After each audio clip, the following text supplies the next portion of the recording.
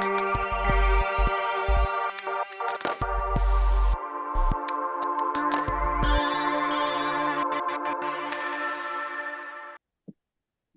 am a child of the 60s, and I unabashedly so. So I just preface my talk today with some of that because it's my value set is comes from that era as well. My One of my English teachers exposed me to a poem of Robert Frost back in the 60s. The title of it, Mending Wall. It is in your order of service on the back side of it. And I want to highlight a few of the passages from this 1914 poem by Robert Frost. Something there is that doesn't love a wall, that sends the frozen ground swell under it and spills the upper boulders in the sun and makes gaps even two can pass abreast. And then the poem goes on to talk about how that happens, how the wall falls down.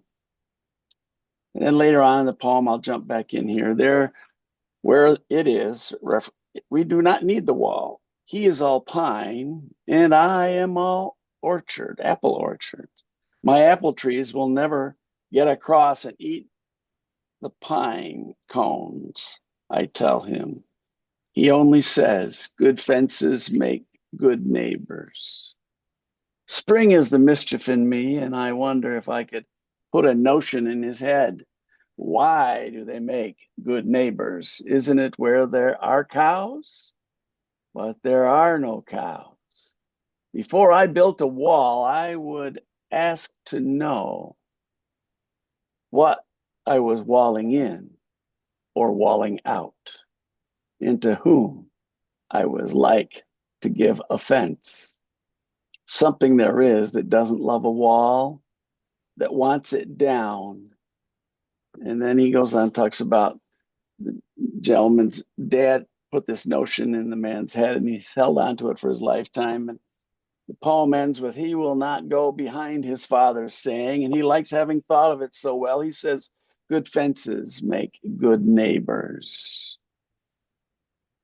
But I like the part of this poem that is, before I build a wall, I'd ask to know, what was I walling in or walling out, and to whom I was like to give offense. Something there is that doesn't love a wall. That's the essence of my talk today from the poetry standpoint. So I'm going to talk a little bit about three very critical components of forgiveness. First of all, I'd like to set the context of it a little bit here. One of the most challenging and, misunderstood concepts of our culture in this age. There's a common focus that forgiveness is something we extend to others, but the real work needs to happen within us and happen first. The second step is the extension to others. These turbulent times that we are living in right now require us to be clear about our values and our actions. Forgiveness is one of life's most challenging stances in times such as we are living through.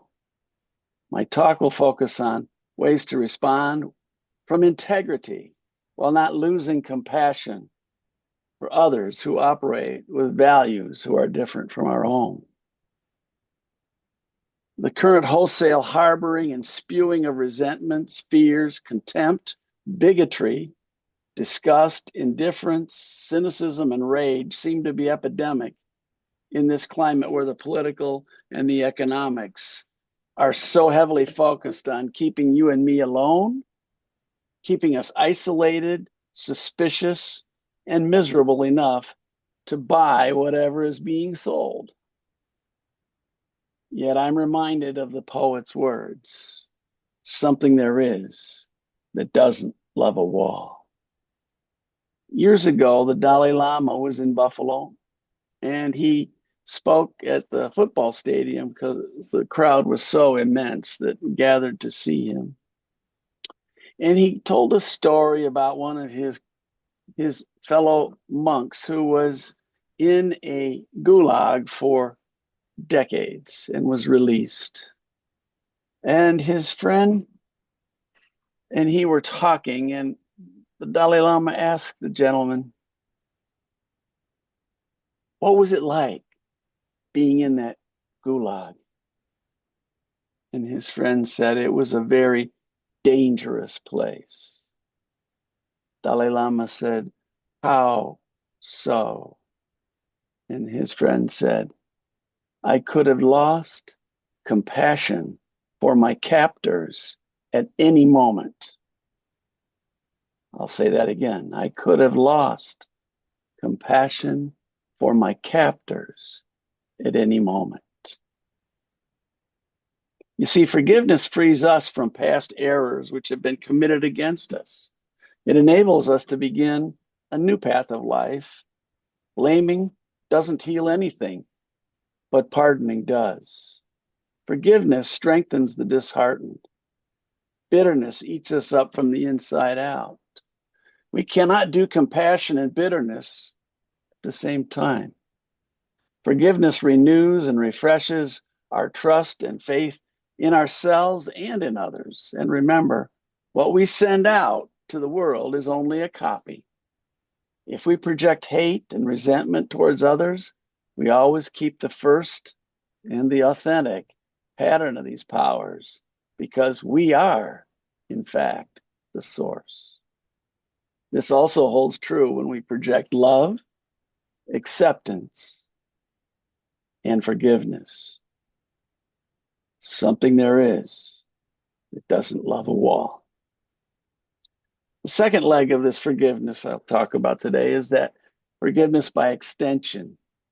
In the Book of Joy that the Dalai Lama and Archbishop Desmond Tutu did together not long before the Archbishop passed away, there's a story in this book which is very touching. Anthony Ray Hinton spent 30 years on death row in Alabama for a murder he did not commit. He was in a lockdown factory when the murder was committed, and the murder happened across town. He was unjustly tried and convicted and sentenced to death row. 30 years in, he finally was able to get a release with a unanimous Supreme Court decision. And he was being interviewed by a 60 Minutes reporter one time. And the reporter asked if he was angry at those who had done this to him. Hinton said, no, he forgave them all. When asked, how can you not be angry with people who took away 30 years of your life? Hinton quickly responded, if I'm angry and unforgiving, they will have just taken the rest of my life as well. They will have taken the rest of my life as well. Offenses and disappointments are a part of our lives. It's our choice and our choice alone how we resolve them. Failure to forgive condemns us to the past, condemns our future to be identical to the past. So we just made our past our future when we don't forgive by extension. You know, that's easy to say, but how to do that? Desmond Tutu had a fourfold path of forgiveness he put forth that he used in South Africa for years with his people and helped them get through the incredible oppression of apartheid for years and beyond. First, there's 4 steps here. Tell your story. Face the truth by telling your story. Write it or speak it to a confidant, but face the truth of it. Tell it as if you were watching a movie, so you can be one step removed from it while you're telling it. Name the hurt. What's your pain? When have you felt like this before? Will this pain affect you in the future? Third step, grant forgiveness only after the first 2 are done. Accept the shared humanity of the one who hurt you. Accept that they are acting from their own suffering. And accept that you can release the desire for retaliation or revenge and then extend forgiveness. That third step is oftentimes a difficult one. Then renew or release that relationship. Either decide to renew or release the relationship and then move on. Either way you choose, whatever is in your whole nature, in your best interest. And remembering something there is doesn't love a wall. Now, the third leg of this forgiveness stool is forgiving yourself. You know, if there's something that you have done in your lives where you feel shame or guilt and you have not forgiven yourself, then that is someplace you need to mindfully address. If we live in a world, in a universe where grace prevails, then you are forgiven. And the only thing in the way of that is your own inability to accept that. It is our unresolved guilts and shames and pains that prevent us from healing and moving on in life. And sometimes this plays a part in our ability or our inability to forgive by extension. We will often do for others what we will not do for ourselves. But we do require a new set point of starting to forgive ourselves in order to reconnect with others, because where we're bruised and hurting is oftentimes where we place our hurts in the hearts of others. Abraham Lincoln, in his first inaugural address as the nation was blowing apart, spoke about the better angels of our nature and calling the nation to the most noble notions. And I still feel that call today. Forgiveness calls us to release our hearts from self-imposed burdens, that we may live in the fullness of each moment instead of tying up those moments in the future ones as well with our limiting condemnations of past experiences. Then forgiveness requires of us to build bridges that can bring us over instead of walls that eventually, or almost immediately sometimes, bring us down. And we are called to love one another, and yet we do not have to love what someone else does. My mom, back in the 60s, was very engaged in the civil rights movement in my community in Rockford, Illinois. And I remember so well, and it was one of the great lessons I think she taught, because one day she came home from school and she had been physically injured because she stepped in to break up a fight. It was a racially motivated and a racially driven encounter between a couple of kids. And she got accused by the black kids that she was siding with the white kids, and the exact opposite was happening.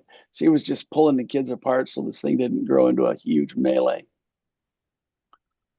And I said, Mom, well, don't you feel upset about what these people did to you and what they're saying about you? And she said, no, she said, I love them. She said, I just don't love what they do sometimes. And there's a difference. That left a lasting impression on her young son. Pardon me. We all have the opportunity in situations like we're living through today to bring the best of us, the clearest of us, the strength of us to any given situation, and to not wall people out who have different ways of doing things from us. Because it's in the walling out that we create more hostility, more friction, and more inability to bring some sense of harmony and resilience to the people of our nation. So I'd like to invite you to consider the Prophet Micah's words as we go forward in this week and in these months where turbulence is going to be with us. It is a given. And keeping a watch on your own heart and how you connect with other people, not just the people close to you, but the people in your community who are hurting and in need, so that you can build bridges, not walls. The great prophet Micah wrote, 6th chapter, 8th verse, what does God require of us but to act justly, to love kindly, and walk humbly?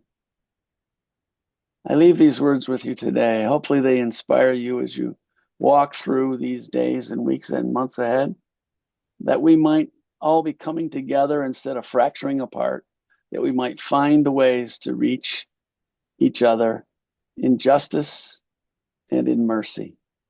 I thank you for your time today, and I'm again very appreciative for the invitation to walk with you in the light. Thank you. Good day.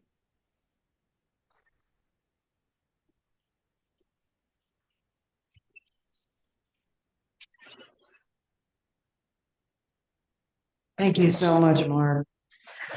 It's wonderful to see you again, and the message is perfect for our time. Thank you. You're so welcome.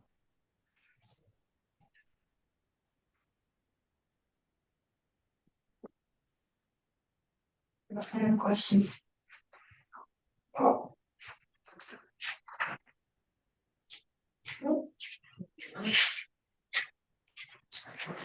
So, Do you have any other questions or? Mark, did you want to answer a couple of questions? Okay, let me Certainly. get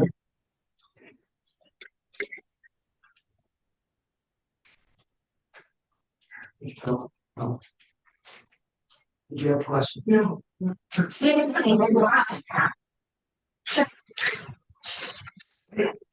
have a question for Mark.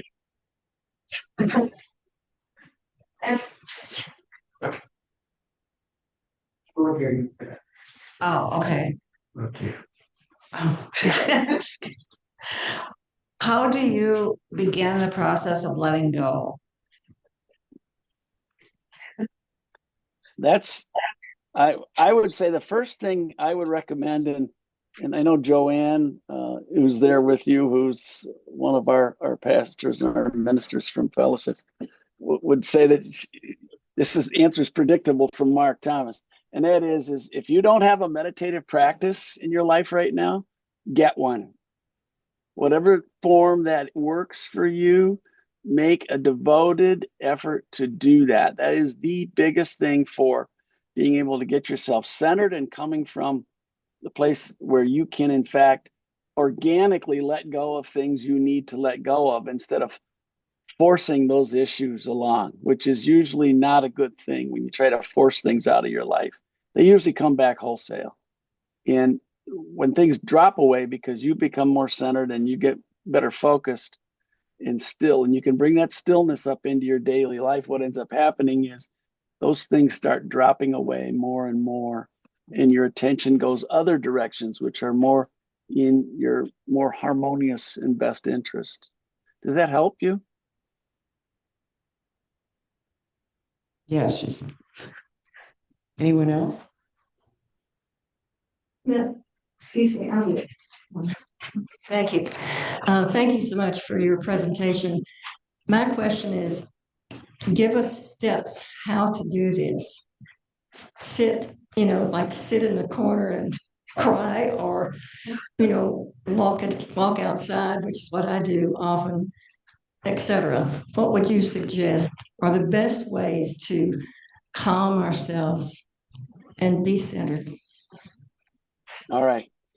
I would say that that depends on your interest and who you are and how you best do that. But I love to teach classes in meditation, and